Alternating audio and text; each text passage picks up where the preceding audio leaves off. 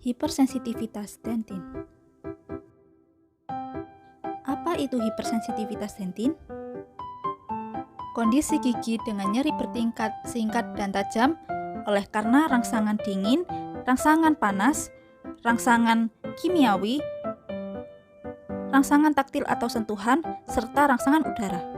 Etiologinya tubuli dentin yang terbuka, pada oral hygiene yang buruk, penggunaan tusuk gigi sehingga menyebabkan resesi gingiva, menggosok gigi berlebihan dan terlalu keras, pada edging dan akar yang terbuka, attach gingiva yang tidak adekuat dan akar yang menonjol, pada keadaan gigi atrisi, abrasi, abfraksi, dan erosi, penyakit periodontal dengan resesi gingiva dan pasca perawatan periodontal, gigi post bleaching. Patogenesis hipersensitivitas dentin. Tubuli dentin yang terbuka dapat disebabkan karena hilangnya lapisan enamel dan terjadinya resesi gingiva. Hal tersebut mengakibatkan depolarisasi dari nerve ending sehingga menimbulkan rasa nyeri. Terdapat beberapa teori mengenai hipersensitivitas dentin. Yang pertama, teori neural. Teori ini mengacu pada aktivasi ujung saraf yang terletak di dalam tubulus dentin. Teori neural menganggap bahwa keseluruhan panjang dari tubuli dentin mengandung free nerve ending atau ujung saraf bebas. Yang kedua ada teori transduksi odontoblas, di mana rangsangan awalnya merangsang prosesus dari odontoblas sehingga membran dari odontoblas dapat masuk ke dalam ujung saraf di dalam pulpa atau di dalam tubuli dentin. Yang ketiga ada teori hidrodinamik. Teori ini menjelaskan bahwa rangsangan dapat menyebabkan pergeseran dari cairan yang ada di dalam tubuli dentin. Pergeseran terjadi baik pada arah keluar atau ke dalam, dan gangguan mekanis ini mengaktifasi ujung saraf yang ada di dalam dentin atau pulpa. Pemeriksaan hipersensitivitas dentin dapat dilakukan dengan menggunakan sonde atau probe, tes EPT, tes thermal, dan airway searing. Perbedaan nyeri pulpa dan nyeri HD. Pada nyeri pulpa terasa lebih hebat, intermittent, berdenyut, dan kemampuan menentukan sumber nyeri buruk.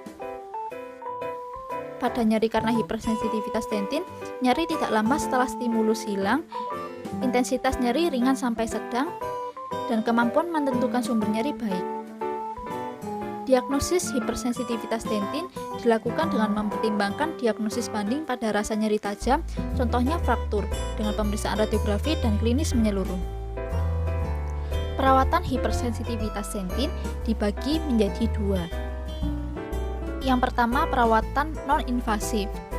Perawatan ini bisa dilakukan di rumah oleh pasien sendiri, yaitu dengan cara menyikat gigi, menggunakan obat kumur, modifikasi diet, dan mengurangi kebiasaan buruk. Kemudian bisa juga dilakukan di klinik, yaitu pemberian bahan desensitisasi topikal. Yang kedua yaitu perawatan invasif, biasanya faktor utamanya resesi gingiva. Perawatannya dengan iontoporesis, laser, aplikasi resin, bedah gingiva, dan pulpektomi. Tahapan perawatan. Jelaskan kepada pasien mengenai perawatan. Jika menyetujui, pasien menandatangani infam consent. Kemudian melakukan universal precaution, yaitu mencuci tangan 6 langkah sesuai dengan WHO.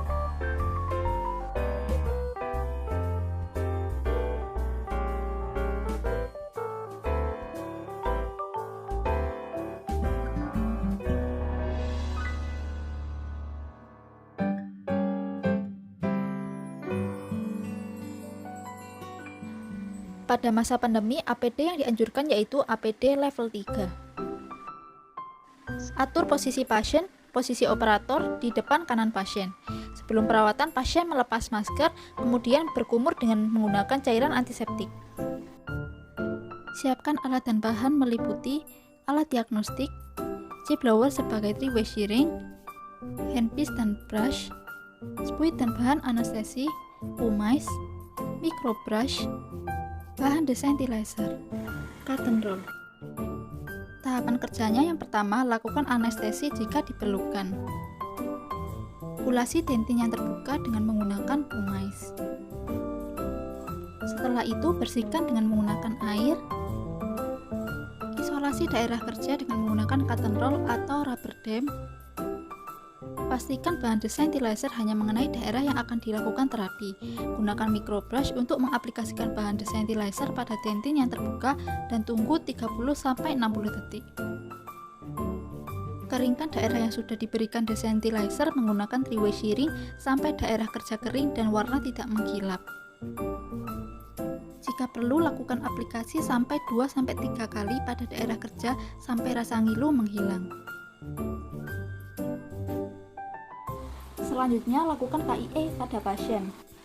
Setelah perawatan, tidak boleh makan makanan selama 1 jam terlebih dahulu. Cara menyikat gigi yang benar yaitu dari gusi ke gigi satu arah pada bagian luar dan pada bagian yang dalam. Kemudian pada bagian yang dipakai untuk mengunyah yaitu gerakannya maju mundur. Sikat giginya jangan terlalu keras dan waktu sikat giginya pada pagi hari setelah sarapan pagi dan pada malam hari sebelum tidur malam. Pasta gigi yang digunakan yaitu pasta gigi untuk gigi sensitif. Hindari makan makanan yang terlalu dingin atau makan makanan yang terlalu panas. Kurangi makanan dan minuman asam seperti soda, kopi, teh, coklat, permen.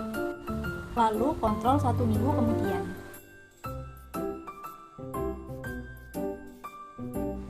Pada kontrol pertama, jika ada keluhan, olesi bahan desensitasi lagi dan DHE.